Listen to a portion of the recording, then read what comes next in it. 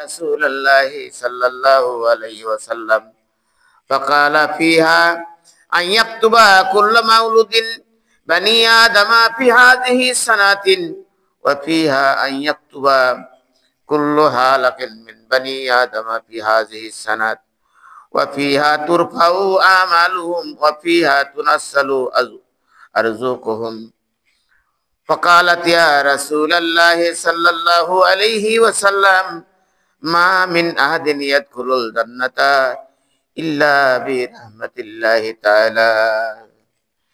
قال ما من أحد يدخل الجنة إلا برحمة الله تعالى ثلاثا.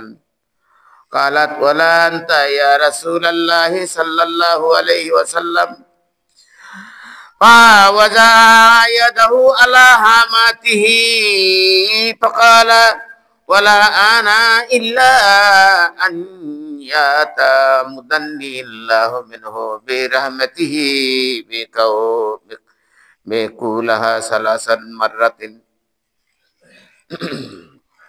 উপস্থিত সম্মানীয় হাজিরিন, পবিত্র কালাম আল কোরআনুল কারীম, সেখান থেকে 44 নম্বর সূরা। এই 44 নম্বর সূরা থেকে প্রথম থেকে নিয়ে 9 নম্বর আয়াত পাঠ করলাম, সাথে 3টি হাদিস পাঠ করলাম। আজকের খুতবায় আলোচ্য বিষয়বস্তু পবিত্র শাবান মাসের নিসফু শাবানের মর্যাদা, ফজিলত এবং এর প্রসঙ্গত কিছু আমল। যদিও আজকের এই দিন বিষয়ে আলোচনাটা এটা মতানক্কর বিষয়, তা রয়ে যেতেই পারে।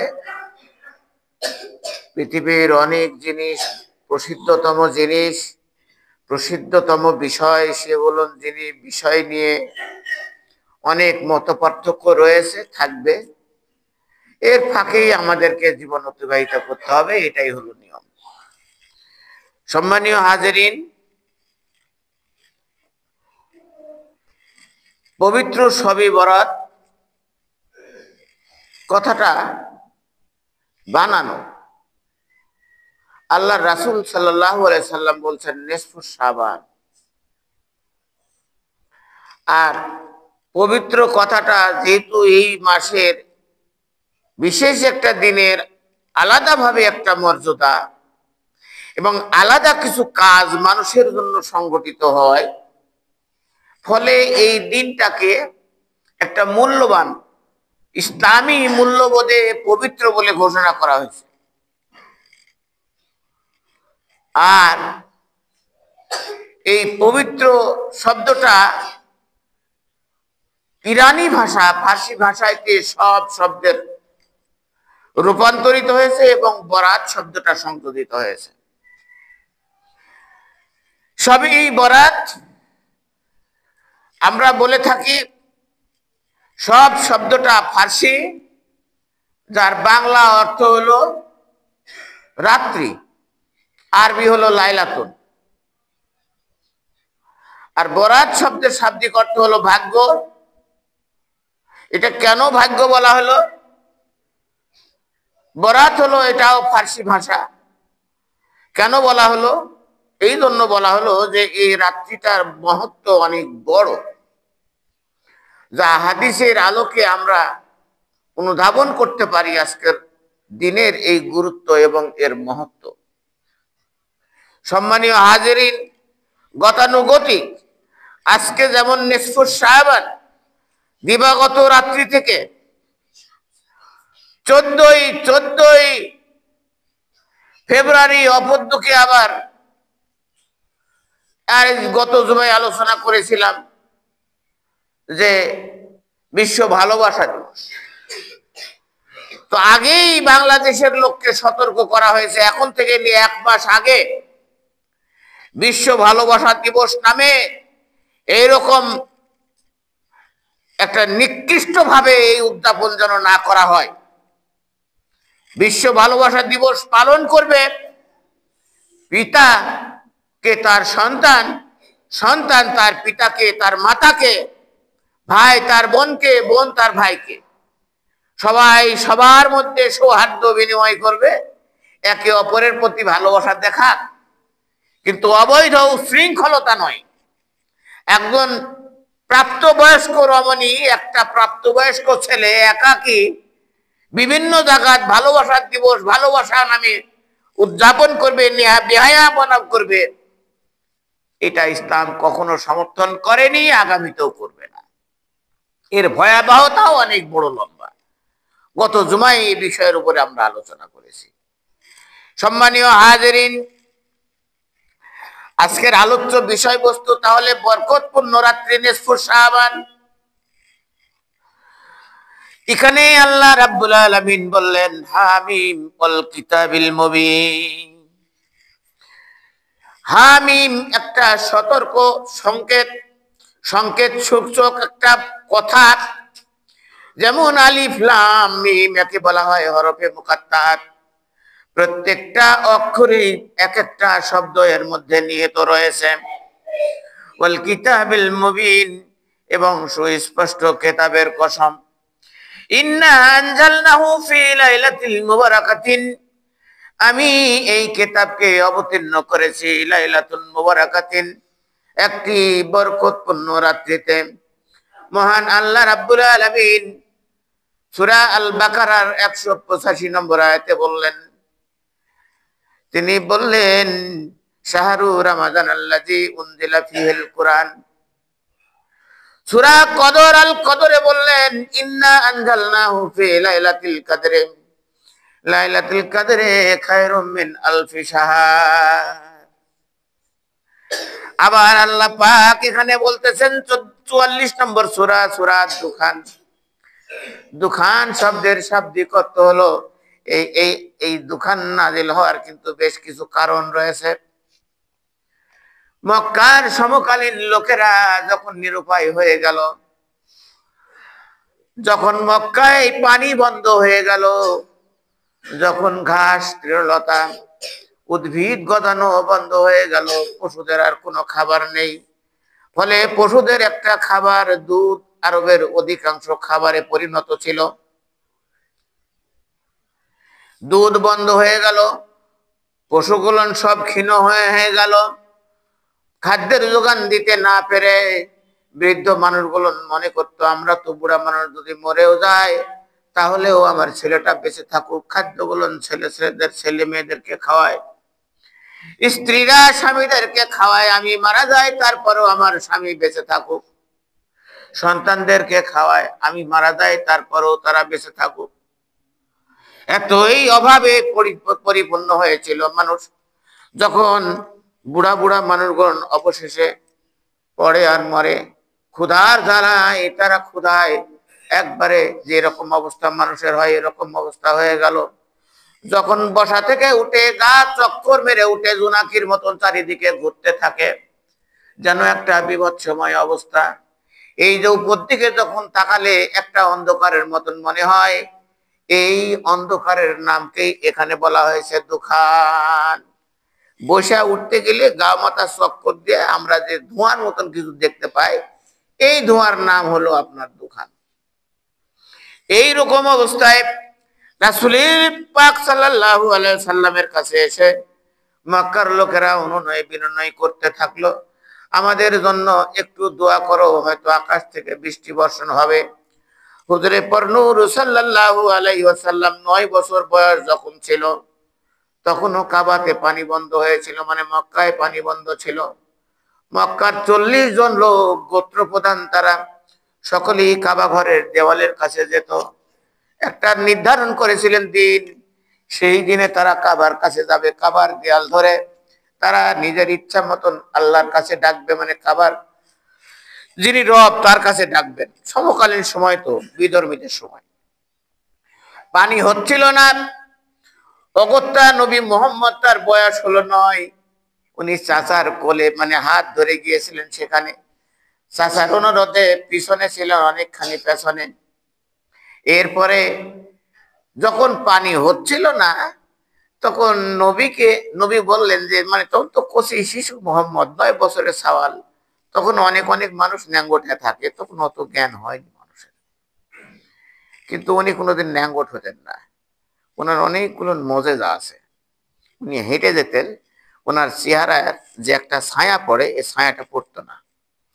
উনি হেঁটে যেতেন তো জমিনটা হেঁটে যেতেন, অন্তত পক্ষে 1 সপ্তাহ সেই দিক দিয়ে একটা সুঘ্রাণ বয়ে যেত।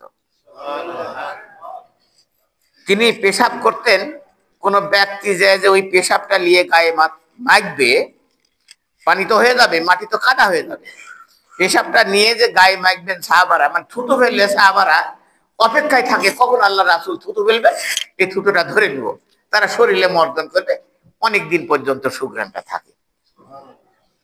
তো এই আল্লাহ রাসূল সাল্লাল্লাহু আলাইহি ওয়াসাল্লাম যখন এই পেশাবে যেতেন, একটু দূরে যেতেন, ওনার পেশাবটা অর্থাৎ কাদা আলা পেশাবটাও যে তারা শরীরে মাখবে, এই জন্য কিন্তু তারা পরে যেতেন এবং খুঁজতেন, খুঁজে যে দেখতে পাইতেন না যে তিনি কোন জায়গায় পেশাব করলেন। আমার কথাটা বুঝতে পারছেন আপনারা? মানুষ পেশাবটাও গায়ে মাখবে ওই কাদাটা নিয়েও, এই জন্য তিনারা যেতেন কোথায় পেশাব করলেন এটা দেখার জন্য যেতেন, এবং দরকার হলে ওই পেশাবের মাটিটা মানে নরম কাদা হয়ে গেছে গায়ে একটু মেখে দিলেন, যা দেখতে যে কোথায় পেশাব করলো, না এর তো কোনো পেশাবের চিহ্ন নাই, তার মানে তিনার পেশাবের চিহ্ন হতেন না। তিনি পায়খানা করতেন, কেউ পায়খানা যা খুঁজে পেত না। নবাব সিরাজদৌল্লার পায়খানা বহুগুলেন মানুষের কাছে, আপনারা জানেন কি জানেন না আমি ঠিক জানি না, নবাব সিরাজদৌল্লার পায়খানা বহু মানুষ খাসে। একজন বাদশার পায়খানা যদি খায়, যিনি সাইয়্যিদুল মুরসালিন খাতামুন নবীন, তিনার পায়খানাটা কেমন হতে পারে? সাহাবায়ে আজমাইন পেশাব ওনার খেয়ে ফেলতেন কয়েকজনে, সেগুলোর খবর আমরা কাউকে দেই না। পেশাব কয়েকজনে খেয়ে ফেলতেন, এই রাত্রির বেলা পেশাব করে হাঁড়িতে রাখতেন, পরের দিন সকালে ফেলে দেওয়া হবে, খেয়ে ফেলতেন। সম্মানীয় হাজিরিন, আল্লাহ রাব্বুল আলামিন বর্ণনা করলেন ফিহা ইউফরাকু কুল্লু আমরিন হাকিম, এটা এমন একটা রাত, বরকতপূর্ণ রাত, যে রাত্রিতে কিছু কিছু বিষয়ে মহান আল্লাহর পক্ষ থেকে ফয়সালা হয়ে থাকে। কি কি ফয়সালা হয়ে থাকে? আমরান মিন ইনদিনা ইন্না কুন্না মুরসালিন, আর সেই যে ফয়সালাগুলো হয়ে থাকে সেটা আমার পক্ষ থেকেই হয়ে থাকে। সম্মানীয় হাজিরিন, তারিখটা নিয়ে লাইলাতুল মুবারাকাতুন, লাইলাতুল কদরে এবং শাহরুর রমাজান, বিষয়গুলো নিয়ে একটু আমাদের মধ্যে জটিলতা বোধের ভাব আছে। এখানে এই আয়াতকে কেন্দ্র করে আব্দুল্লাহ ইবনে আব্বাস এবং আব্দুল্লাহ ইবনে মাসউদ তিনারা একটা মত প্রকাশ করেছেন, অন্যান্য আসহাবরা আবার আলাদা মত প্রকাশ করেছেন। যখনই এর শানে নজুলে যাবেন, 2 ধরনের শানে নজুল পেয়ে যাবেন আল্লাহর রহমতে। হুজুরে পরনূর সাল্লাল্লাহু আলাইহি ওয়াসাল্লাম এই শুধুমাত্র এইটুকু আলোচনার উপরে আমরা হাদিসের সঙ্গে যদি মিল করি, তাহলে দেখব যে এই যে ঘটনা এই আয়াতের সাথে সম্পৃক্ত, সেটা হাদিসের মাধ্যমে আমরা দেখি হাদিসে আল্লাহর রাসূল কি বলেন। আল্লাহর রাসূল সাল্লাল্লাহু আলাইহি ওয়াসাল্লাম সব থেকে শাবান মাসে বেশি রোজা রেখেছেন, নবুয়ত প্রাপ্তির পর থেকে নিয়ে অন্য যে মাসে রোজা, রমজান মাসের রোজা বাদ দিয়ে দ্বিতীয় পর্যায়ে শাবান মাসে তিনি 20টা করে রোজা রেখেছেন, রজব মাসে রেখেছেন 10টা রোজা। এগুলোর সম্পর্ক হাদিসে সুন্দর বর্ণনা এসছে। আলী রাদিয়াল্লাহু তাআলা আনহু থেকে বর্ণিত, আগেই আমাকে বলা হয়েছে, সময় হয় না, বলা হয়েছে যে এই শবে বরাত সম্পর্কে কিছু আলোচনা করবেন, কারণ পার্শ্ববর্তী এলাকায় শবে বরাত নিষিদ্ধ হয়ে গেছে, এ রোজা রাখা লাগবে না, এর কোনো ইবাদত বন্দেগীও নাই, যার জন্য অনেক মানুষ পূর্ব যুগের একটা নিয়ম পালন করে আসতেছে, এই অবস্থায় কি গপ করে ছেড়ে দিতে পারে? তাই তাদের অনেকের ধারণা, হয়তো আমি এখান থেকে কিছু বলতে পারবো, আরে তোরা একটু বাইরে যাস, ইউটিউবে যাস, তারপরে ওই যে ইয়েতে গিয়ে অনলাইনে অনেক বড় বড় ওয়াজ যখন আমরা বড় বড় আলেমদের কাছ থেকে শুনতে পাই, তিনারাও বলতেছেন শবে বরাত আছে। এবং মিজানুর রহমান আজহারি, উনি তো বড় একজন হুজুর, উনিও এই শবে বরাতের উপরে উনি বর্ণনা করেছেন। আমির হামজা উনিও বলছেন যে 13-14টা হাদিস আমি পেয়েছি সহিহ হাদিস, সবে বরাতের উপরে। এখন আর কেউ পায় না, এখন একটা জিনিস তো আর বেবাকেই পাবে না। আমি ঢাকা যাতে রওনা দিয়ে গেলাম, দিতে দিতে একজনে কি বিটির বাড়িতে একটা থেমে গেলাম, আর আমার ঢাকা যাওয়া হলো না। অ্যাক্সিডেন্ট করলো, মরে গেল, আমার আর ঢাকা যাওয়া হলো না। এখন একটা বিষয় জানতে গেলে একটা মন থেকে জানতে হবে, আর মন থেকে ওটা স্বীকার করে নিতে হবে। আমি জানলাম, পড়লাম, মন থেকে স্বীকার করলাম না, তাহলে তো এটা আমার কাছে না জানাই রয়ে গেল। সম্মানীয় হাজিরিন, কথাটা কতখানি কি আমরা হাদিস থেকে আলোচনা করব। হাদিস তো আর আমি লেখিনি, আমার বাপও লেখেনি, আপনার বাপও লেখেনি, লেখা হচ্ছে 1400 বছর আগে। আর যিনি লিখেছেন, যিনি হাদিস বর্ণনা করেছেন, তিনারা রাবী ছিলেন, আল্লাহর রাসূলের সাহাবা থেকে হাদিসটা আসছে। এখন আল্লাহ রাসূলের সাহাবার পরে তাবেঈন, তাবেঈনের পরে তাবে তাবেঈন, তারপরে আপনার সিদ্দিকিন সালেহীন তো হয়ে হয়ে আসতে আছে। এখন তারা বড় ইমানদার, নাকি এখনকার যুগে আমি বড় ইমানদার? তখনকার তারা কি ফেতনার যুগে বাস করত, আর এখন আমি কোন ফেতনার যুগে বাস করি? আমার চারিদিকেই ফেতনা, অতএব আমার কথার মধ্যে মেলা ভুল হওয়ার সম্ভাবনা, আমার খাদ্যের মধ্যে অনেক ভেজাল থাকার সম্ভাবনা, আমার ইমানের মধ্যে কিছু জটিলতা থাকার সম্ভাবনা, কারণ আমরা অনেক অল্প ইমানদার লোকদের সঙ্গে চলাচল করি। ফলে সমকালীন সময়ে একজন সাহাবা, বিশেষ সাহাবা হাদিস লিখেছেন। যদি আমরা জাল বানোয়ার বলি, একটু বিবেচনা করে ভেবে চিন্তেই বলা উচিত। কারণ আল্লাহর রাসূল বলছেন, আমার প্রত্যেকটা সাহাব আকাশের নক্ষত্র তুল্য, তোমরা তাদের যে কাউকে অনুসরণ করবে তোমরা জান্নাতি, তারাও জান্নাতি, ওদেরকে তোমরা অনুসরণ করলে তোমরাও জান্নাতি। আমরা পবিত্র কোরআন সম্পর্কে, হাদিস সম্পর্কে তাদের থেকে বেশি ভালো জানি না। এখানে হযরত আলী রাদিয়াল্লাহু তাআলা আনহু এই হাদিসটা বর্ণনা করলেন।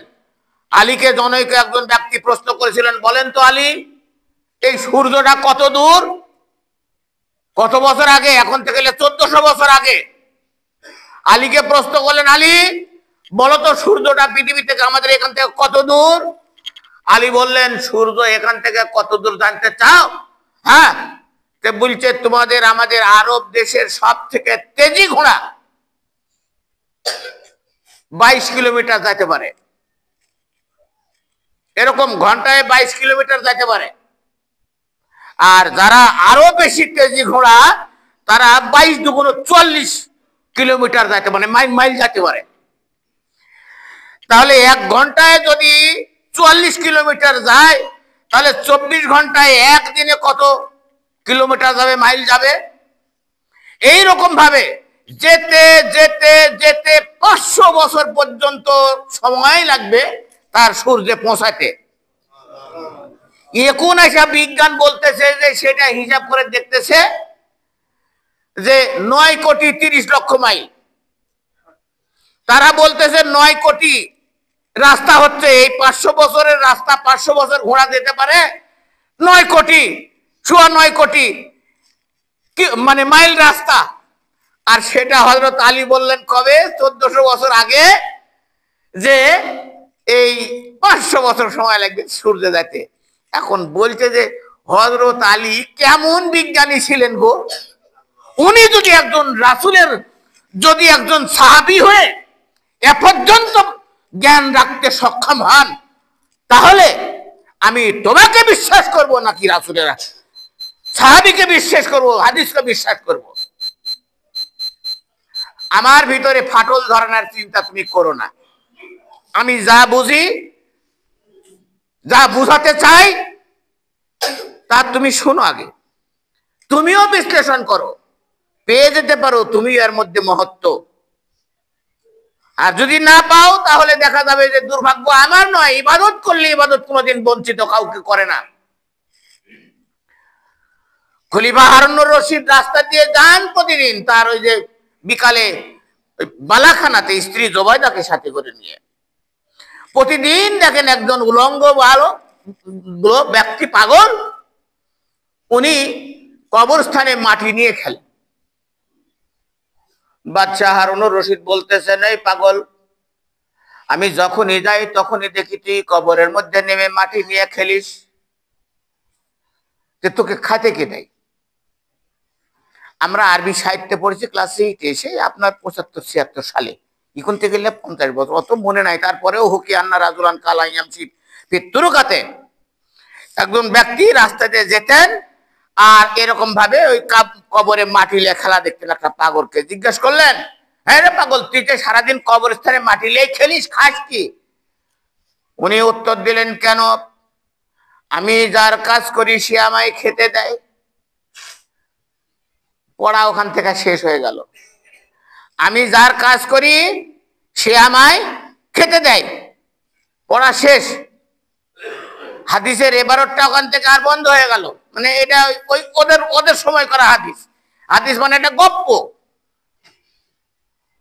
বলছে আমি যার কাজ করি সে আমায় খেতে দেয়। আল্লাহর রাসূল বলতেছেন, ওয়ান আলী রাদিয়াল্লাহু তাআলা আনহু, হযরত আলীর কত বড় গায়ের জোর আর কিরকম জ্ঞানী মানুষ, তার বর্ণিত হাদিস বললাম। এই জন্য আলীর একটা ঘটনা আপনাদেরকে শোনাইলাম। আলী রাদিয়াল্লাহু তাআলা আনহু বলতেছেন, কালা রাসূলুল্লাহ সাল্লাল্লাহু আলাইহি সাল্লাম, ইজা কানাত লাইলাতুন নিসফু মিন শাবান, যখন শাবান মাসের অর্ধাংশ অর্থাৎ 15ই শাবান, 29 তারিখে হলো 15ই শাবান, 30 তারিখে হলো 15ই শাবান, নিসফু শাবান বলা হয়। কুমু লাইলাহা, আদেশ করলেন উম্মতে মুহাম্মাদীকে, তোমরা রাত্রিবেলা দাঁড়াও, দাঁড়ায় দাঁড়ায় সালাত আদায় করো। ওয়াসুমু ইয়াওমাহা, আর দিনের বেলায় তোমরা নিসফু শাবান, তার মানে কি আজকে কিন্তু নিসফু শাবান এখনো শুরু হয়নি। আমি গত সময় বলেছিলাম আজকে শুরু, কিন্তু না, এটা আবার ওই মানে 29 নয় 30-এ রজব হওয়ার কারণে বৃহস্পতি, শুক্র এবং শনি, আজকে শুক্রবারের সন্ধ্যা থেকে নিসফু শাবানের রাত শুরু হলো। এই হাদিসের আলোকে আল্লাহর রাসূল বললেন যে কুমু লাইলাহা, এই যে নিসফু শাবান আজকে সন্ধ্যাতে পড়তেছে, এই রাত্রিতে তোমরা ইবাদত বন্দেগী করার জন্য খাড়া হয়ে যাও। ওয়াসুমু ইয়াওমাহা, এবং এই নিসফু শাবান মানে আজকে কিন্তু নিসফু শাবান এখনো হয়নি, আগামীকাল হবে। যেহেতু সূর্য আমাদের ওয়াক্ত বলে দেয় আর দিনক্ষণ বলে দেয় আমাদেরকে চন্দ্র, তাহলে তোমরা দিনের বেলায় রোজা রাখবে। ফাইন্নাল্লাহা তাআলা ইউনজিলু ফিহা লিগুরুবিশ শামসি ইলা সামাইদ দুনিয়া, আল্লাহর রাসূল বলতেছেন যে কেননা এই নিসফু শাবান যখন শুরু হলো, মাগরিবের যখন আযান হয়ে গেল, আল্লাহু আকবার আল্লাহু আকবার, তখনই শুরু হয়ে গেল নিসফু শাবান, অর্থাৎ শাবানের রাত্রি তখন শুরু হয়ে গেল। আর যখন শুরু হয়ে গেল তখন আল্লাহ রাব্বুল আলামিন ইয়ানজিলু ফিহা, দুনিয়াতে অবস্থান করেন, চলে আসেন, নাজিল হন লিগুরুবিশ শামসে, সূর্য ডুবার সাথে সাথে, ইলা সামাইদ দুনিয়া, দুনিয়ার আসমানে চলে আসেন। ফায়াকুলু, অতঃপর মহান আল্লাহ ঘোষণা করতে থাকেন, আলা মিন মুস্তাগফিরিন, এমনকি কোন ব্যক্তি আছো নাকি যারা ইস্তেগফার করতে চাও, আমার কাছে তওবা ইস্তেগফার করতে চাও, যদি তোমরা তওবা ইস্তেগফার করো, ফাগফির লাহু, আমি তাহলে তোমাদেরকে maaf করে দেব। আলা মিন মুস্তারযুকান, তোমাদের মধ্যে এমন কোন ব্যক্তি আছো কিনা, যদি থেকে থাকো আমার কাছে রিজিক চাও, কারণ রিজিকটা তো আমি দিই, আমার কাছে রিজিক চাও, ফারজুকুহু, আমি তাকে রিজিক দান করব। আলা মিন মুবতালিন, এমন কোন হতভাগা, এমন কোন অভাবী, এমন কোন দুরাশাগ্রস্ত ব্যক্তি, বিপদগ্রস্ত ব্যক্তি, এরকম যদি কেউ থাকে, সেই বিপদ থেকে উদ্ধার পাইতে চায়, আল্লাহর রাসূল বললেন সে যেন আমার কাছে তার বিপদটা পেশ করে। তাহলে কি হবে? আল্লাহর রাসূল বললেন ফা আগফিয়াহু, তার যে সমস্যা আমাকে জানাবে, আমি সেই সমস্যা থেকে তাকে উদ্ধার করে দেব।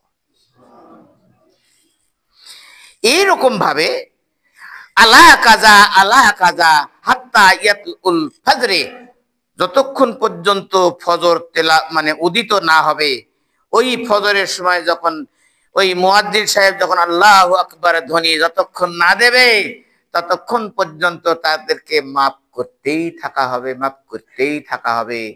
অপর হাদিসে আল্লাহর রাসূল বললেন যে, সেটা হলো আবু মুসা আশারি বলতেছেন, তিনি আল্লাহর রাসূলের কাছে হাদিসটা বর্ণনা করতেছেন। আগে বলটা বললো কে? হযরত আলী।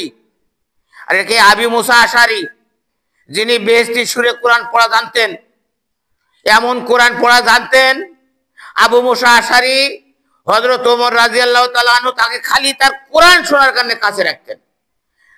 কাজ করতে করতে ঢুকে যেত ওমর, তখনই ফাঁকে ফাঁকে আমরা আরাম করি, বাতাস খাই, গাও জোড়াই, ফালতু কথা বলি। তখন হযরত ওমর বলতেন, ও আবু মুসা আশারি, আমাকে আমার প্রভুর একটু কালাম শোনাও, আমি প্রাণটা জোড়াই, আমি যে ক্লান্ত হয়ে গেছি। সেই আবু মুসা আশারি তিনি বর্ণনা করলেন রাসূলের কাছ থেকে, কালা, আল্লাহর রাসূল বললেন, ইন্নাল্লাহা তাআলা লা ইউতলু ফি লাইলাতিন নিসফি মিন শাবান ফায়াগফিরু লিজামি'i খালকাহু ইল্লা লিমুশরিকিন আও মুশাহিনিন। সকলকে মাফ করে দেয়, কিন্তু মুশরিক, যে নাকি আল্লাহর সঙ্গে কাউকে শরীক করে, আল্লাহর ক্ষমতার সঙ্গে আরেকজনের ক্ষমতা মেলায়, আল্লাহর শক্তির সঙ্গে আরেকজনের শক্তি মেলায়, আল্লাহর পথের ভিতরে আরেকটা পথ ঢুকায়, এদেরকে বলা হয় মুশরিক। মুশাহিন শব্দের অর্থ হলো যারা হিংসুক, খালি হিংসা করে বেড়ায়। সমাজে এক শ্রেণীর লোক আছে, পরার খালি গীতল গাবে আর পরাকলিয়া ভাববে নিজের কোনো পাপ নাই, নিজের কোনো অপরাধ নাই, নিজের ভাবারও কোনো সময় নাই, নিজের কাম কি, নিজের দায়িত্ব কি, এগুলানো সে জানে না, উদাস, কারণ পরাকলিয়াই ব্যস্ত থাকে। আর অমুক বড় হলো কেমন করে ধ্বংস করা যাবে, ওখানে কেমন করে বিপদে ফেলা যাবে, একে বলা হয় মুশাহিন। এই দুই শ্রেণীর লোককে আল্লাহ ক্ষমা করেন না। অন্য হাদিসে এসছে মদখোর, অন্য হাদিসে এসছে যে না, এর সাথেই যোগ হয়েছে নেশাখোর, এগুলো যোগ হয়েছে। তো যাই হোক, আমরা অবশ্যই এই দুটোই খারাপ কাজ আমরা বন্ধ করে দেব। আমরা মুসলিম জাতি, আমাদের আল্লাহর সঙ্গে কারো আমরা শরীক করতে পারি না। আর দুই নম্বর হলো, আল্লাহ সব থেকে যে কাজগুলো নিকৃষ্ট, যেটা আল্লাহর কাছে খুবই খারাপ, আল্লাহ এদেরকে মাফ করেন না কেন? এটা এমন একটা খারাপ কাজ। গু অনেক প্রাণীরই খায়, জীব জানোয়ারে। শুয়োরের গু কোনোদিন কাকু খাইতে দেখেছেন? হ্যাঁ, শুয়োরের গু খাইতে দেখেছেন কাকু? আরে গরুর গোবর হলে তাও মুরগিয়ে খায়, আমার আপনার পায়খানা তাও মুরগিয়ে খায়, শিয়াল কুত্তার এগুলো ফুরে টুরে গেলে তাও ওই শুকা টুকা গেলে হয়তো কোনো রকমের তার একটা ব্যবস্থা হয়, কিন্তু ওই শুয়োর যে পায়খানা করে, এটা ওটা আমার আপনার রাস্তা নষ্ট করে, দেখবেন এ পায়খানা কিন্তু কেউ খায় না, কোনো প্রাণী খায় না। এই যারা মুশাহিন, এদেরকে আল্লাহ খুব অপছন্দ করে। এই এভারেজ ক্ষমার দিনেও তাদেরকে ক্ষমা করে না। এইটা যদি আমাদের দোষ থাকে আমরা ছেড়ে দিই। যদি আমরা ছেড়ে দিতে পারি, হয়তো ইমানটা আল্লাহ পাক আমাদেরকে তরতাজা করে দেবেন, হয়তো আমরা ভালো কিছু জিনিস দেখতে পাবো। অন্যথা ইমান যদি দুর্বল হয়, ভালো জিনিস আমরা দেখতে পাবো না। সময় আর মাত্র 4 মিনিট, অনেক কথা রয়ে গেছে, অনেক বর্ণনাও করেছি। একটা হাদিস আপনাদের কাছে, আর একটা হাদিস একটু বলতেই হয়, যেটা হলো হযরত আয়েশা সিদ্দিকা রাদিয়াল্লাহু তাআলা আনহা, হাফেজে, উনি তো হাফেজে কোরআন ছিলেন এবং তিনি হাদিস বিশারদ। অত হাদিস, কেউ 6 লক্ষ হাদিসের উনি হাফেজ ছিলেন। সনদ উনি তৈরি করতেন রাসূলের কাছ থেকে নিয়ে। তার কারণ পরে উনি হাদিস আবার রিওয়ায়াত করেছেন, অন্যান্য সাহাবাদের কাছ থেকেও শুনেছেন, অনেক হাদিস জানতেন। সেই আয়েশা সিদ্দিকা রাদিয়াল্লাহু তাআলা আনহা, আল্লাহ পাক তাকে 6 বছর বয়সে রাসূলের সঙ্গে বিয়ে দিলেন। কেন? সমকালীন সময়ে রাসূলের কবরটা আপন স্ত্রী ছাড়া কে পুয়াত দিবে বলেন তো? এরকম একটা লোক থাকা লাগবে তো। যেমন ইমরান বলেছিল, আল্লাহ আমি যে দিনটা প্রচার করে যাচ্ছি, এই মসজিদে বাইতুল আকসাকে আমি এই খেদমত করে যাচ্ছি, কে করবে? আমি নাই, তাহলে অন্য মানুষটা আমার মতন দরদ দেয়া করবে না, যে তুমি আমাকে একটা সওয়াল দাও, সেই সওয়ালটা আমি তোমার কাজে ব্যয় করবো। যেমন ইব্রাহিম বললেন, 80 বছর পর্যন্ত তোর ইবাদত করলাম, দুনিয়াতে তো ধর্ম প্রচার করলাম, এই ধর্ম আমি এখন, তুই যে বলছিস আমার চুল দাড়ি সাদা হয়ে গেছে, মানে বুড়া হয়ে গেছে, এটা মৃত্যুর লক্ষণ, তাহলে তো আমি মরে যাবো। আমি তো ভাবিনি আমার তো কোনো সন্তান নাই, তাহলে এত কষ্ট করে এই ধর্মটা আমি প্রতিষ্ঠিত করলাম, কিন্তু দেখভাল করবে কে? তাই তিনি বলেছিলেন রাব্বি হাবলি মিনাস সালিহিন, দোয়া করেছিলেন যে প্রভু তুমি আমার একটা সুন্দর সৎকার নেককার একটা সন্তান দাও, কারণ সে তো আমার দায়িত্ব পালন করবে। সম্মানীয় হাজিরিন, আয়েশা সিদ্দিকা রাদিয়াল্লাহু তাআলা আনহা রাসূল নবী সাল্লাল্লাহু আলাইহি ওয়াসাল্লাম তিনার কাছ থেকে এই হাদিসটা বর্ণনা করলেন। হাল তুদরিনা মা ফিহি হাযিহিল লাইলাতিন ইয়ানি লাইলুন নিসফু মিন শাবান। তিনি জিজ্ঞেস করলেন, ও আয়েশা, হাল তুদরিনা, তুমি কি জানো এই রাত্রির মধ্যে এর যে মহত্ব, এর যে ফজিলত, এই নিসফু শাবান, নিসফু মিন শাবান, এই শাবানের অর্ধেকতম 15তম রাত্রির এর যে কি মহত্ব তুমি কি জানো? ক্বালাত মা ফিহা ইয়া রাসূলুল্লাহ। আয়েশা তখনও জানে না, কারণ ঘটনা হয়ে গেল হয়তোবা দ্বিতীয় হিজরির সময় মক্কার 13 বছর ইসলামী জীবনে আয়েশা ছিল না। আয়েশা ছোট্ট বালিকা ছিল, তখন ছিলেন খাদিজা আল্লাহর রাসূলের নৈকট্য আয়েশা তখন পান নাই। মক্কায় বিয়ে হয়েছিল ঠিকই, যেই দিন বিয়ে হয়েছিল তিনি বান্ধবীদের সাথে পুতুল খেলা, ওই যে বেটি সলপল যে ছোট ছোট পুতুলা পাতুল দিয়ে খেলে, এরকম খেলা খেলছিলেন। সেখান থেকে ধরে নিয়ে গিয়ে 6 বছর বয়সে আল্লাহ রাসূলের সঙ্গে বিয়ে দিলেন। আল্লাহ রাসূল তারপরে হিজরত করলেন দ্বিতীয় হিজরি সনে, প্রথম হিজরি সনের শেষে অথবা দ্বিতীয় হিজরি সনের শুরুতে আয়েশাকে নিয়ে গেলেন। 9 বছর পূর্ণ হলে তারপরে তিনি ঘর কন্যা করেছেন।